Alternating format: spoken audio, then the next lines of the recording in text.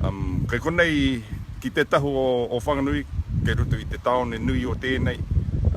Kei konei huki e te o ngā haukainga o tēnei o te awa.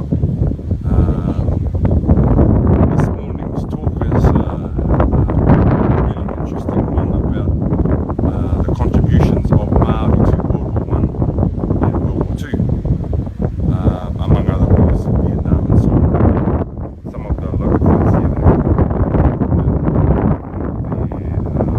relations and their role during these wars. Come over and have a look.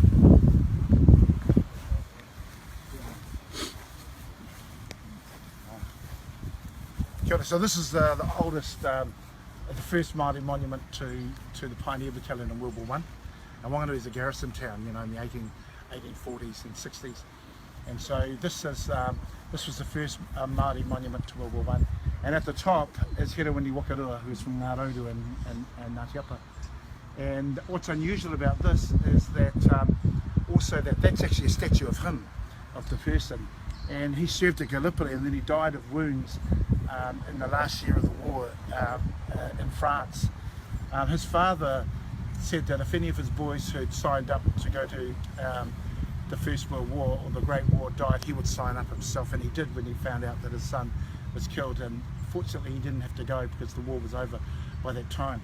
Each of these four pillars around represents the four theatres that the Pioneer Battalion, or the first Māori Expeditionary Force, fought in. So there's Belgium, Gallipoli, France and Egypt, or Palestine. So they're the four theatres that they were in and they fought in.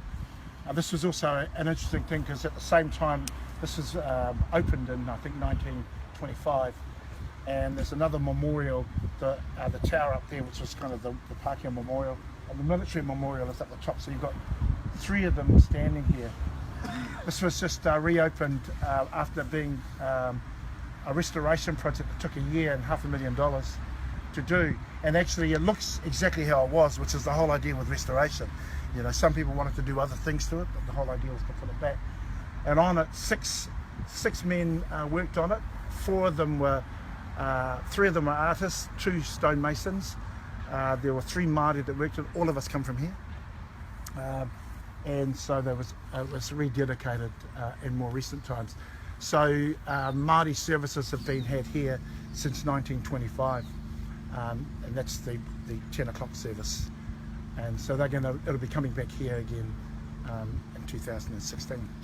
Of course, we're at Pākehā Ture, place of some of the oldest war monuments in the country to the land wars, and plus of course the Te Rangihuinuis over there. Kia ora hoa, that's mean. Lest we forget, lest any of us forget that we come from whakapapa. All of us that are standing here today as Māori, it's been on the mana that these fellas have carried through that we made it. Our obligation is to those fellas from our past, from our great-grandparents all the way back to have made it to be able to stand here today, to be the survivors. We owe it to these fellas here today. So I think our wānanga and our connection to whakapapa and those fellas that have gathered here today to commemorate these fellas couldn't have been more appropriate. To the whānau and Whanganui for their manaakitanga, J. Kura, who wants the whole road when you ride on it. Kāmi, kia ora.